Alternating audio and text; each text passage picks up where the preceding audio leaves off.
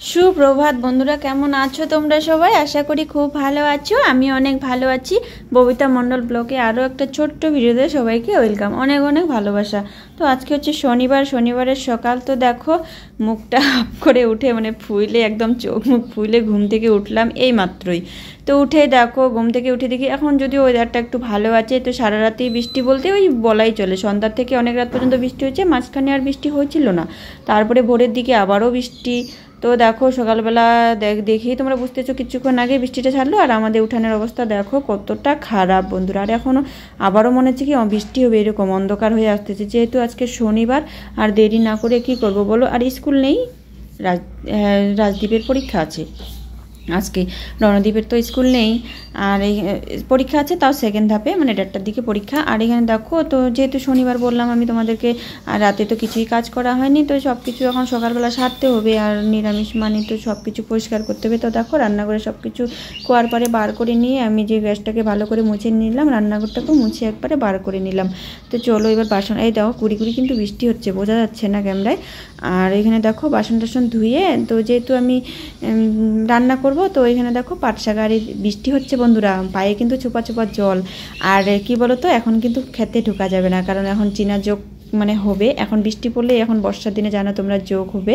তো এই জন্য এখন যদিও হবে না, তবু তো কিছুদিন পরে হবে। তো এই জন্যই দেখো আমার উপর দিয়ে মানে মাথার উপর দিয়ে পাট গাছগুলো হচ্ছে। যখন বুনছিল দেখা গেছিলো না কিন্তু পাট শাক, আর এখন দেখো মোটামুটি অনেক পাট শাক হয়েছে, মানে পাতলা তো হয়েছে, এই জন্য বেশ ভালো হয়েছে।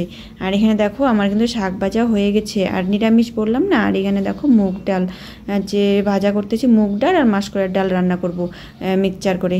আর এখানে দেখো বাঁধাকপিটা একটু একটু বাঁধাকপির ঘন্টর মতো করব, তো একটু ভাপ দিয়ে নিচ্ছি। এখনকার বাঁধাকপি খেতে একদমই ভালো লাগে না, কেমন একটা গন্ধ লাগে।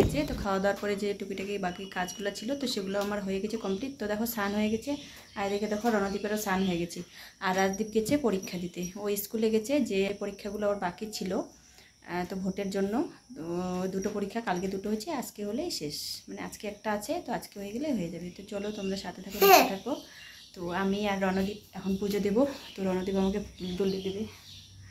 তো রণদীপ নিজে নিজে মাথা চিরুনি করছে, এই পাশের চুল এই পাশে, আর এই পাশে চুল গেছে এইদিকে, মাথাটা ভালো করে মোছাই যায়নি।